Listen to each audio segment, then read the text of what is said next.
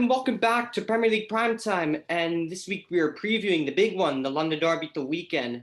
Arsenal taking on Chelsea at the Emirates. And I'm joined here by two of my new slow classmates. Chris, I'll start with you. How are you doing? What's up? I'm doing pretty good. I'm excited for this game. And yeah, even more excited to go to Cal Poly next year. But yeah, let's get this going. Yeah. On the Cal Poly thing, I can't,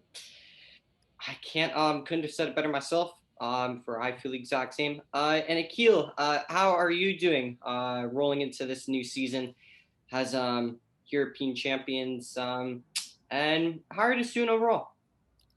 I'm doing great. It's an exciting season. Good start, 3-0. I'm also excited to go to Slow to meet you guys, meet everyone. All right. Yeah. Again, can't really couldn't have said it better myself, but Akhil, I'll stick with you. And I'll just start with some recent transfer activity. Well, we all know by now that Chelsea have splashed out 115 million pounds on the big man Romelu Lukaku. He's coming back to Chelsea. He looks like he was never leaving Inter, but then money talks, doesn't it? It definitely does talk. What do you make of Chelsea signing Lukaku? You think this is a definitely desperately needed signing? For sure. First of all, we need a player who finishes chances, and we can't rely on Werner for that. So I think him up top will definitely get us like 20 plus goals, I think, this season. Yeah. Yeah, I mean, if he gets the service, which Chelsea definitely have, ball playing midfielders, and look, as much stick as I gave the Italian Mark Noble in the past, Jorginho's he's had an excellent year, he's had an excellent season. Although I'm not hearing any of this Ballon d'Or talk with Jorginho. I'm sorry, he's had a good season, but come on, I agree. I think he's had a good season, but I don't think he deserves the Ballon d'Or. No. I mean, I mean that's like saying Emerson could be he's won 3 trophies, put him up for the Ballon d'Or conversation. Speaking of Emerson, I heard he's going to Marseille, I think. Lyon, I think it's Lyon. Okay, yeah, on loan, yeah. I think he's going on a loan. The left back? Yeah, the left back. Oh, okay. The left back from backup. Chelsea. Yeah, because there was another Emerson who was like a right back. He plays for Barcelona. Yeah, Barcelona. But let's not talk about clubs who just have no money. And let's anyways, getting back to the preview to this game, and I'll sticking with you, Akhil. Arsenal hosting Chelsea. What do you think Tuchel needs to do in order to secure the win, other than put 11 players on the pitch? I think he needs to come up with a definitive game plan. I mean, Chelsea lost the last 3, I think, against Arsenal, which is kind of disappointing. So I think if we come up with a game plan, we'll be good. We'll be set. If you're Thomas Tuchel and you're looking at the squad that you have, and Romelu Lukaku is fit and available for this game, how would you set up this Chelsea side? What formation would you go with? What 11 would you choose? I mean, we all know Kepa's going to be in goal anyways because he's the GOAT. So, who would you? What 11 would you go with, and what formation would you choose? I think they can go with the same formation from last week, the 3-4-2-1. I think they could play the same back 3. I don't know if Thiago Silva is fit or not. Or instead of the same last 3, they can put Azpilicueta back and put Reece James back to the right wing back spot. Also, I think Pulisic is injured, so I think he'll go out. I think put Werner in his place and put Big Rom at top. I think that should be a good formation. So from back to front, what would your 11 be? Just so we all know what 11 you choose. In goal, Mandy, big Mandy. Great keeper. Then the back 3 should be Aspi, Christensen, and Rudiger. Solid back 3. Then the midfield would be Reece James on the right, Jorginho and Kovacic in the middle, because I think Conte is not fit, I think. Then, and also like left wing back, I think Chilwell, if he's fit, he should play. Mhm.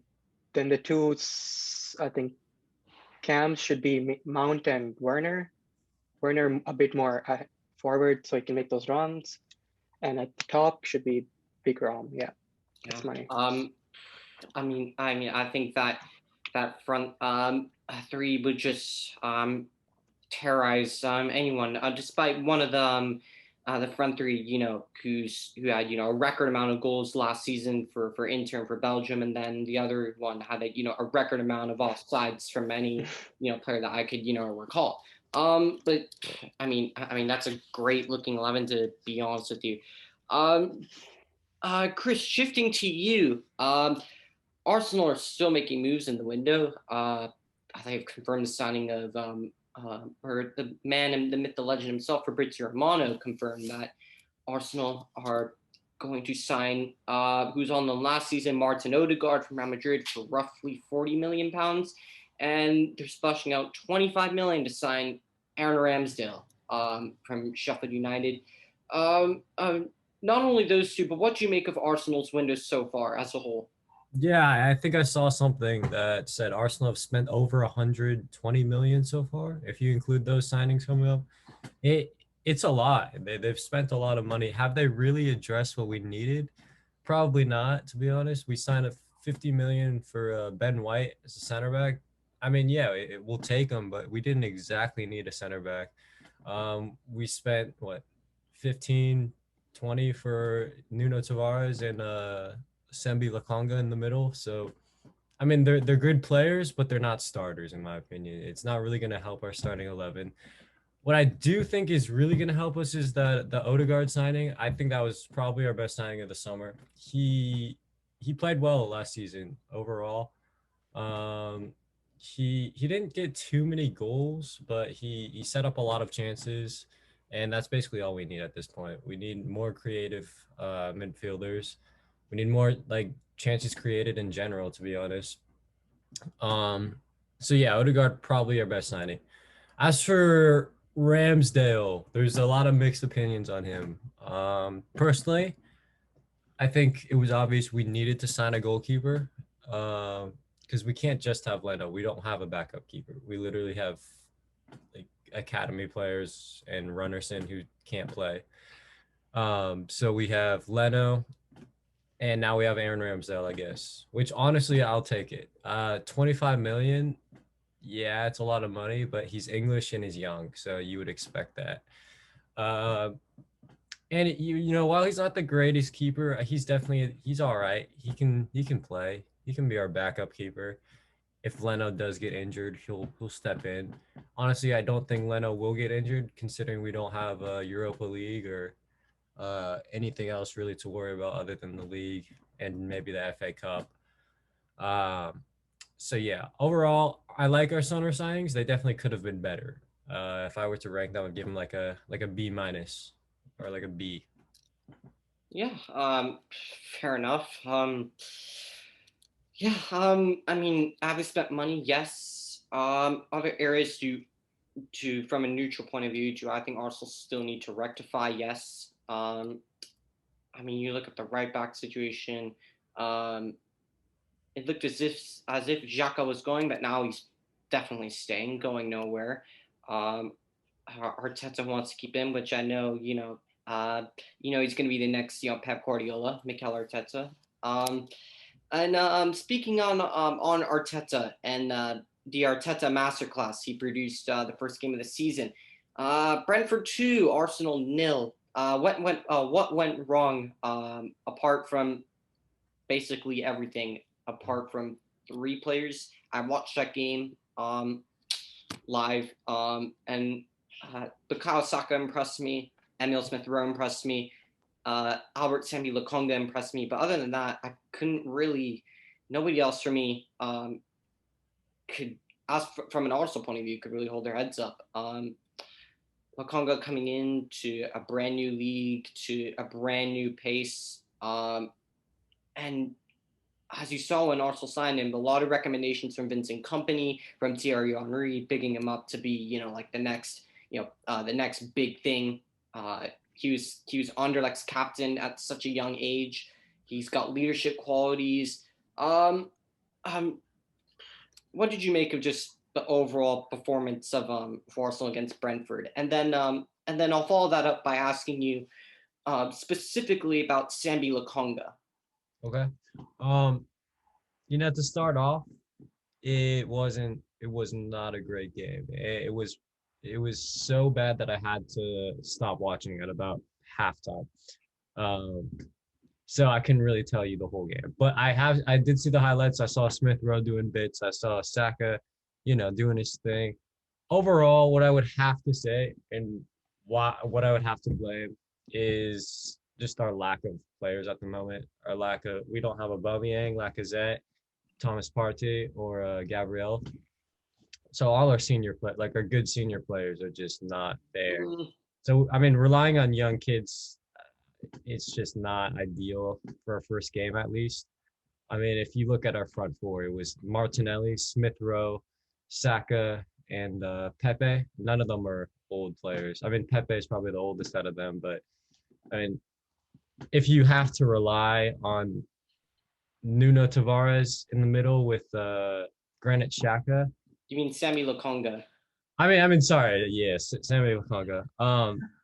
For the first game, that was just not. It was not ideal. So to begin with, our team selection not going to be ideal. I wasn't expecting us to win by 2-3 goals, but I was certainly expecting us to win or at least put up a decent performance. That didn't happen. What went wrong? Our defense was so shaky. Chambers is just not a great right back. And while I think Ben White is a really good player, there's only so much he can do as one of the 4 defenders back there. It is shocking, to be honest with you, Ben White. He did. I mean, I look at clips from him at Brighton, and he seems like an absolutely insane defender. And then I see that at yesterday last week what happened at Brentford, and I'm just like, wow, we paid 50 million for this guy. I will say I still like the look of Kieran Tierney at left back. Still a great defender. Honestly, I think him and Smith Rowe were our 2 best players that game. Other than that, everyone else was bad. It was a horrible game. Yeah, man. I mean, to answer the question about Sambi, he looks a good player. He looks tidy, pretty smart, intelligent player. He's 21, so very young player. He kind of reminds me of someone like a Raja Nainggolan, someone who can just get up like Arturo Vidal, actually, someone who can just get up and down the field, and not necessarily playing that 6 role, not necessarily tracking or holding midfield or being our attacking midfield. I feel like there's less pressure on him just because he's that floating midfielder. And I think that's where he can really thrive in the future. He's great on the ball. And I've seen him play some really good passes through the lines.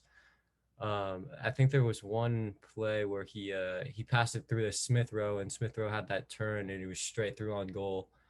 Same thing against Chelsea. He played the preseason game against Chelsea. He had a few good through balls. And yeah, he's just looking pretty decent. I don't think he's quite ready though to even start against Chelsea. Obviously, no. with our situation right now with Partey being injured, he probably will have to. But I think he would definitely be someone good to bring off the bench and say the 60th minute just to come in and lock down the midfield. Yeah, not due to his fault. I mean, he's a young kid coming into a new league, and he's already showing that he can do bits. Akhil, question over to you, just from an entirely different standpoint, I should say. Are you impressed by Albert Sambi Lokonga at all? I'll be honest, I didn't know who he was till I saw the lineup. I didn't watch the game. I didn't watch the preseason game also. I just thought, oh, we won. Okay, cool. That's it. But from what Chris said, seems like a promising player. And if he does start this game, I'll probably take a good look at him, see if he's actually good. Yeah. And I'll be honest with you, until I saw the links, I'm with you. I had no idea who this kid was. Was in the Belgium squad, but didn't quite make the Euros, the Euro team with Belgium. But yeah, as Akhil said, he seems like a very promising player. One for the future, one to watch for the future as well. And Chris, getting back to you and getting into this game here. If you're Mikel Arteta, if you're Mikel Arteta, you must be under serious pressure right now. And I know from times gone by when I've talked to you, you're definitely a big fan of Arteta, and you want to see the man succeed. What's your current stance on Arteta and looking at this game? What formation and what 11 players would you set out on the pitch for this game against Chelsea? Yeah, it's a nightmare for Arteta right now. Let's be honest. He's under an insane amount of pressure. I still don't think we're gonna sack him. I really don't. I think we're backing Arteta until at least Christmas. But yeah, to get into the question, we have to start Leno in goal. He's our only option. We're not gonna play Ramsdale. At right back, it's a bit controversial, but I'm gonna have to go with Cedric. I can't go with Callum Chambers. I'm going with Cedric there. What about Bellerin? There's always Bellerin. He's out. He can leave. He can leave. Yeah, Cedric's a little more reliable. Probably not as great going forward, but definitely defensively a better player. Two center backs, I have to go with Ben White as one of them, and the other one, I might even go Rob Holding. I might have to, because I did not like the look of Pablo Mari in the last game. He just got burned by what's his name, Ivan Toney. He absolutely ripped him to shreds. And then at left back, you have to play Kieran Tierney. In the middle two, I will start Lokonga with honestly, it would have to be Granit Xhaka, I think, because I don't think there's any other center mids that are available. El Neni. El Neni's there is El Neni. Yeah, that's not it's not happening.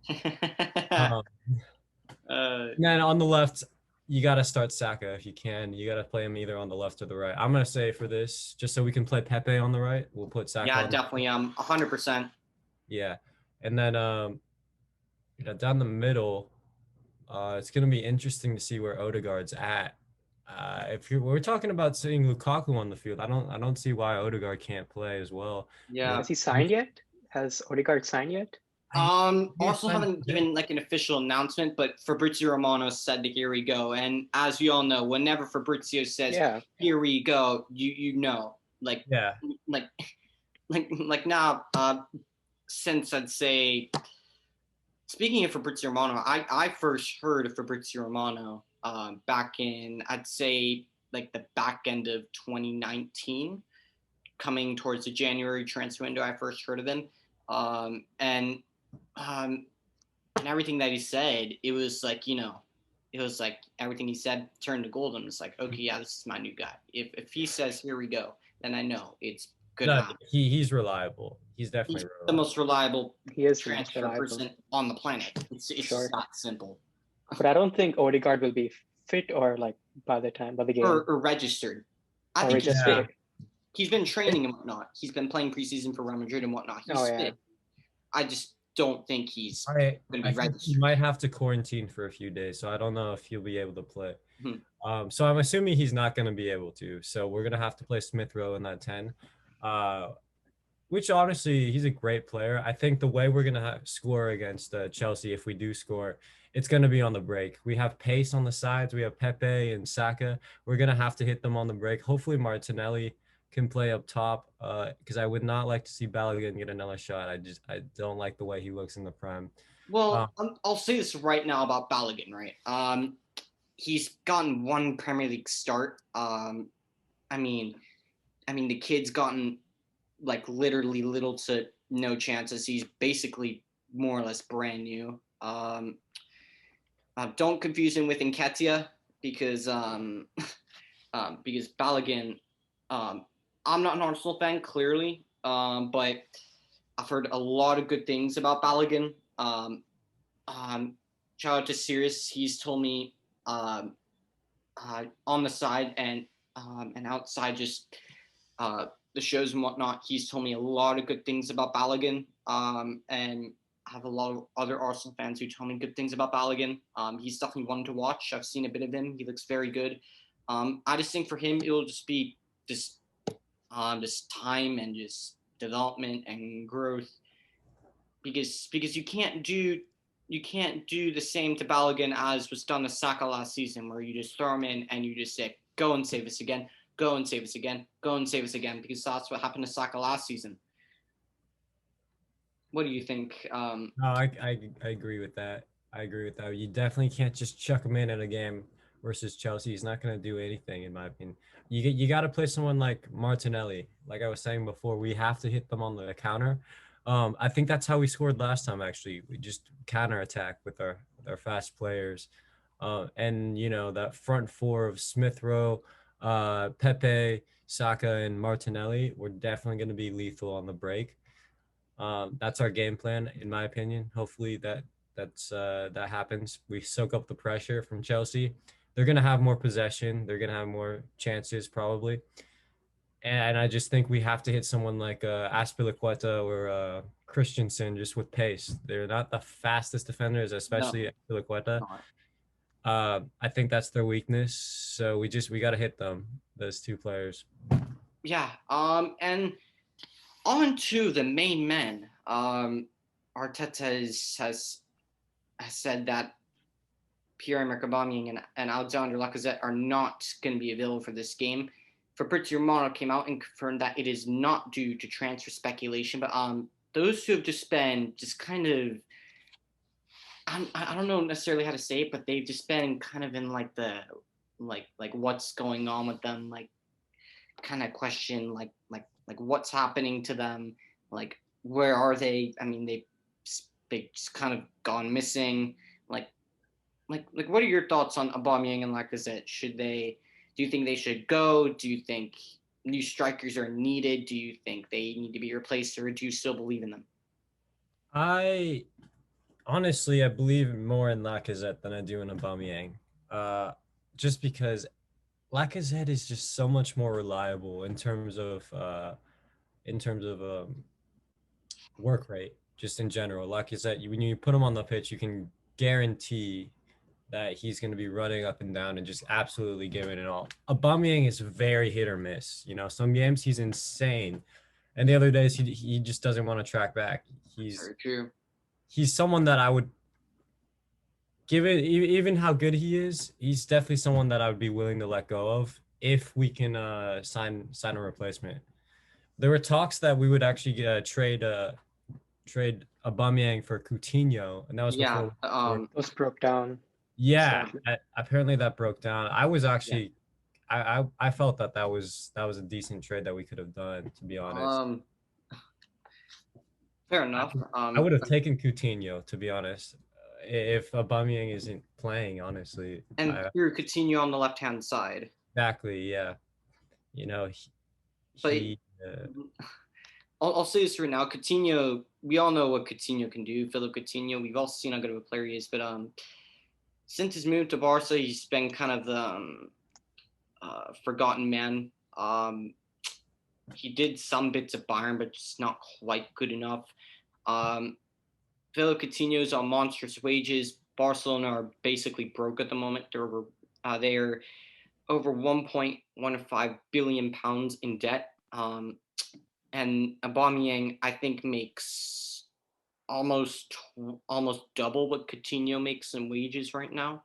Aubameyang's on, a nice small bit of 250 grand a week, as far as I know. And Coutinho, I think, set the 150.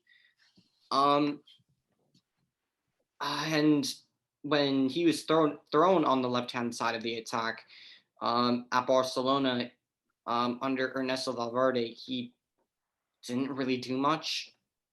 But do you think the system would you still take Coutinho despite Odegaard coming in and those two more or less kind of the same kind of players, I guess you could say? Honestly, I would. Take Coutinho. Honestly, I still would, even with Odegaard, because I know that Odegaard, he can play in the middle and he can also play on the right. And the same thing goes for Coutinho. He can play in the middle or he can play on the left.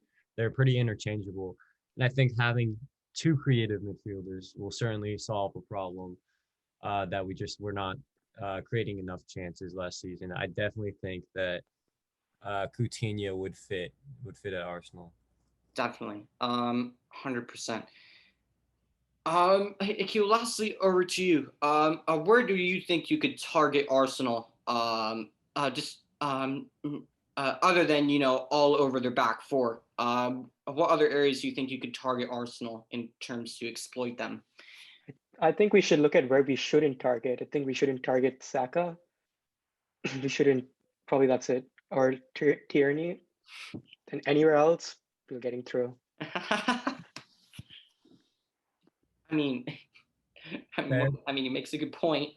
I mean, in all seriousness, I think it won't be an easy game. No. Arteta turns into prime Pep against Chelsea all the time. So we'll see. We just gotta stick with our game plan. Yeah. You know what they say. The Mikel Arteta's masterclass is coming. As they hear from a legendary YouTube channel. You just gotta trust the process. Take your time with it, and hey, everything with Arteta will be all good. I mean, I heard rumors of Antonio Conte being if they were going to sack Arteta, you bring in Conte. Chris, let's say that hypothetical scenario came up where Conte was there, right there, saying to Stan Kroenke, if sack Arteta, I'll sign the contract right now. Would you do that? Would you sack Arteta and bring in Conte? I would definitely not. I don't think sacking a manager and getting a new one is going to solve anything at all. Like I said before, it's not the manager that's the problem. He might be he could be making mistakes here or there with the team selections and things like that. But the major problem is not Arteta. I don't think that's something that we need to target. We definitely need to just get better players. That's the issue at the moment. We just don't have quality in our players. I don't think Arteta is doing anything, obviously wrong. Or I'd keep Arteta. Right. Fair enough. I mean, if I were an Arsenal fan and someone offered and Stan Kroenke said and came to me and said Arteta or Conte, I'd snap their hand off for me. Comparing Antonio Conte to Mikel Arteta in terms of just the jobs that they've coached and the things that they've won, it's like comparing. What would you compare? It's like comparing, maybe not as drastic, but it's like comparing a supermodel to Susan Boyle. I mean, one's just literally won so much in the game, and he's proven, and he's just top of the line, and the other one is just not that he's bad, but he's just he's got nothing other than an FA Cup. Hey, look, it's more than Ole Gunnar Solskjaer's won for Manchester United so far, but we're not talking about United right now. Anyways, getting to the last part of the show, the combined 11. And as I said in the beginning, I promise it won't be all Chelsea players. Just from both of you, what formation would you like to make this combined 11? Would you a 4-3-3, a 4-2-3-1? I think a 4-2-3-1 will work for both teams. Yeah, we can do that. Okay. Yeah. I'll let you two kind of just battle out, and then if you two are just stuck on one, and we're just you don't know what to go with, I'll just be I'll be the most unbiased and decider for the final verdict. We'll start off in goal. I don't think this one's just gonna be any question, but we had Bernd Leno or Edouard Mendy, but we all know it's gonna be Kepa anyways. So who are we saying in goal? I think we gotta go Kepa. Yeah, Kepa for sure. 100%. If we're doing this for the lols, it's definitely Kepa. But in all seriousness, I think we all know who it's gonna be. Okay. Bernd Leno overall is probably the better keeper. Like, I agree. On this day, right? Probably. I agree. And Mendy. Mendy had a good season, let's say that, but I think Leno has proven it over the years. I disagree. I disagree. 100% disagree. Really? I definitely disagree. But if you two are going Leno, then you two want to go Leno over Mendy. I mean, Mendy's been doing it only for the past year. Like, no one knew who he was in Liga. Leno has been doing it since the Bundesliga for Leverkusen. I mean, what I'll say for Mendy is that he's come in to his side, which were all over the place defensively. He came into his side, which were literally a shambles. And I think you could speak for yourself, Akhil. Before he came in, Chelsea were a shambles defensively, awful. And he's come in and he's basically, I think if Edouard Mendy hadn't come in, I think Chelsea would have never been anywhere near top four. I don't think they'd be anywhere near the Champions League. How they won the Champions League is a miracle, or how they would have won the Champions League would have been a miracle without Tuchel and without Mandy. But it's up to you. But I'm starting that argument. But you two are saying Leno. I'm gonna say Leno. I think so. Yeah. Okay. Give me another year. I'll let you know. If Mendy's proves himself this year, then I think Mendy is better. All right. Fair enough. Well, I guess we have Bernd Leno in goal. Right back. I think this one should be Reece James. Is it? Must be Reece James, right? Yeah, I'd go Reece James. Azpilicueta, maybe we could go with either one. No one from Arsenal. I'll say that right now. Hector? I mean, unless if we're saying Hector Bellerin, because if you're throwing out Hector Bellerin, then yeah, he gets in. All right, I'll go with Hector at right back. 100%. The combined 11 for the Lols. I mean that 11's killing it already. I mean, Kepa in goal, and you got Bellerin at right back. That team's gonna win the Super League. Oh my God, yeah.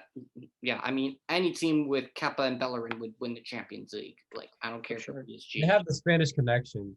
Exactly. So. There you go. The Spanish connection. 100%. But anyways, being real here, it's basically between Reece James or Azpilicueta. I go with Reece James, honestly. I go with Reece as well. Okay. Reece James at right back. For the sake of balance at center back, we'll do just Ben White. I'd say Ben White. Arsenal center back, one Chelsea center back. Okay. I think one of them has to be Ben White. I think that first game he was atrocious, but I at Brighton and Leeds he was like a beast. No, I think there's a good player there. I think 50 million is definitely pricey. Like here's the thing: people are comparing Ben White with the Maguire thing, and I'll say this right now, right away. The 80 million for Harry Maguire, was it too much? Absolutely. I've said it so many times. Leicester bent us over with that price. We were desperate. We needed a center back. But what I could not question is what Harry Maguire already had on his CV. Starting games for Leicester, dangerous in the opposing team's box. Scoring in a World Cup quarterfinal, playing in a World Cup semifinal. Marshalling that England defense. He definitely had something on his CV. He was proven, he's 26 coming in. So there's definitely something set. There's definitely was something there to be said for Maguire, but Ben White, just due to his age and it's not his fault. He just doesn't have that much on his CV. I think, again, as I said, there's a good player in there, but I just think the issue is that, it's just time, I think, and his age. I think he'll definitely become a good player, but he's nowhere near Maguire right now. But anyways, I've fallen on the Harry Maguire rabbit trail here. Ben White, yeah, I think I think we're going with Ben White, and for me, Antonio Rudiger. Same. I was going to say the same. 100%. Antonio Rudiger for me. He's one of the best center backs of. Actually, no. I can't say Rudiger was one of the best center backs of last season. If you look at the first 6 months, because it looked like he was never playing again after the first 6 months. Frank Lampard just didn't fancy him. Tuchel comes in, and he makes him into prime Maldini. Yeah. Yeah, exactly, 100%. Yeah, he turned Rudiger into prime Beckenbauer, literally into prime Beckenbauer. But in our real talk here, Antonio Rudiger. And I remember in our season finale, I was even surprised, but Sirius said Antonio Rudiger was one of the most surprising players of last season. He was definitely one of the most improved players of last season. But for me, he came behind, the best left back in the Premier League and Roberto Carlos, because, it's Roberto Carlos. But I'm not going to, go on about Luke Shaw because, because nobody really cares about Luke Shaw right now, other than me. But yeah, Rudiger and Ben White, that's, if that partnership were an actual pairing, I think that'd be a great partnership. Complements perfectly. And staying on Antonio Rudiger, Akhil, he's got a year left on his contract. What would you do? Re-sign him? For sure. I think we got to sign him back. He's proven himself. I think what Chelsea do is they wait till the end, so they just want to see if he's good this season and then re-sign him.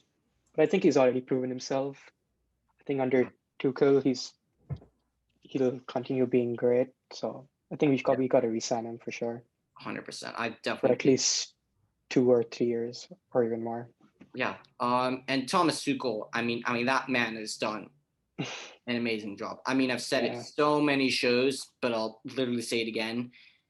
When Manchester United back in December, and yeah, I know why are we talking about United, but this is my point on Tuchel.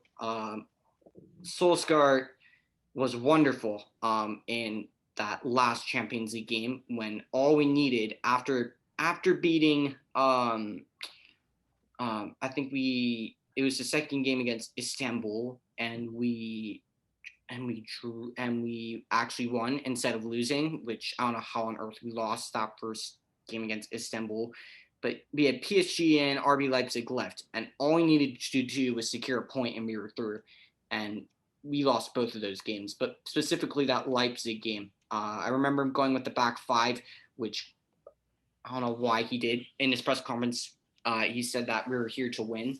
So I'm thinking, okay, cool. So, we're going to be attacking, which he didn't. And he just went on a horrible run on that time in December. And Tuchel, I got sacked from PSG. He was in and about. And I said, please appoint Tuchel. Get rid of Solskjaer, appoint Tuchel. He's a great coach. I'm telling you, I got called every name under the sun. Chelsea were doing way worse than Manchester United were, and at that point in the league. Ruthless Abramovich, who look, Chelsea may be oil money FC along with City and PSG, but I have a lot of respect for Abramovich because he cares so deeply about that club. He literally would do anything. He's that ruthless. Frank Lampard, beloved by everybody. Everyone's saying he needs more time. Says, no, not good enough, mate. You're out the door. Points Tuchel. I mean, same group of players. Wins the Champions League. I mean, he's a great coach. Would you say the same about Tuchel? 100%. I think Frank Lampard, he was a bit. I think if he had the previous squad, he'd be better. But I think he had that added pressure of had a huge summer signings, a lot of them that kind of got to him. Then there's Tuchel, who's used to the big names, who was used to Neymar, Mbappe, whatever. So he knew how to work with these big players. That's it. Yeah, definitely. Anyways, continuing into left back. And we will take injuries into account. So fit players only. So we can't. So Partey's not going to be available. Players and N'Golo Conte's not going to be available. Those players will be out. Left back. I think it's Kieran Tierney or Marcos Alonso. I'd personally go Kieran Tierney, but it's up to What about is Chilwell still injured? I think he's fit. No. Chilwell would be a good fight. I'd say Tierney just because he's played more, but again, it's up to you. It's not my combined 11, but you two can basically choose who you want. Yeah, I think Tierney is more solid at the back. Chilwell's better as a left wing back. Yeah. So I'd say Tierney. I think different formation, Chilwell would make it. I actually like Marcos Alonso. I don't know why. He's such a cool player to watch. He was amazing under Conte. I think he made the team of the season. He just learned he's not a left back. Yeah, exactly. He plays left wing the whole game pretty much. Sorry, don't even get me started on Sorry and the Sorry ball. Things went sour for Conte. But Alonso doesn't work in a back four. It doesn't work. Tuchel. I remember when Tuchel first came in, Chilwell wasn't even playing. He wasn't getting in the squad. It was Marcos Alonso who was playing all those games, and he looked like a totally new player. And I thought, he's Chilwell could be in trouble here. I think even if Chilwell's fit, I think he's going to start Alonso. Yeah, I think he just brings so much more than just being a left back. He's a great free kick taker, as we saw. Oh, he's a great set piece taker. Oh yeah, he's great with his head. So, wonderful. Yeah, he's very good at his free kicks. But I guess you guys Tierney makes it. Yeah. Okay. Kieran Tierney in that left back. For the two midfielders, we'll go with a 6, and then we'll go with an 8. We'll start with the 6. So that'd be between Jorginho and I guess you have Jorginho, you have Kovacic, Granit Xhaka, Albert Sambi Lokonga, the GOAT Mohamed El Neni. I think that's what you got at your. I think you got to go with Jorginho and Kovacic for the midfield. I don't think an Arsenal player could make it there. I mean, I was gonna go with Danny Ceballos if we could.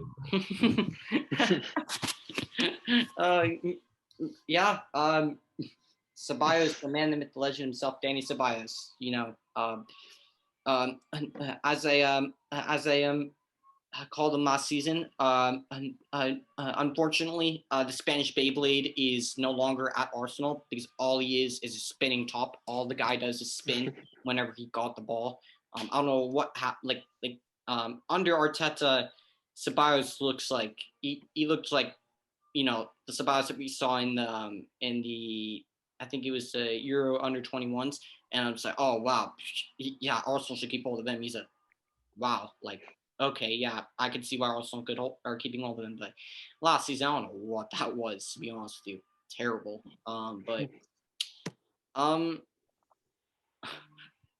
I think it should be Jorginho and Kovacic. I don't think there's another player. And Kovacic, without a doubt. Jorginho and Kovacic. Yeah. If you want, we could, to make the scene more attacking for the sense of it. You could drop Mount in there, or you could have him just as a more advanced player if you want. It's up to you. I think Mount has to be as one of the 3 at top. I think he fits there. Yeah. All right. So Jorginho and Kovacic